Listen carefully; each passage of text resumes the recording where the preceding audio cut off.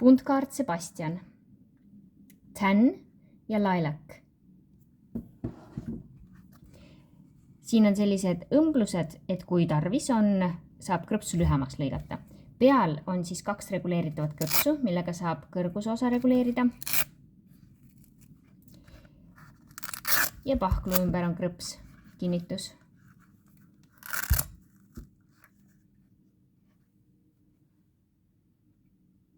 Kanna osas on selline polsterdus, pehmendus.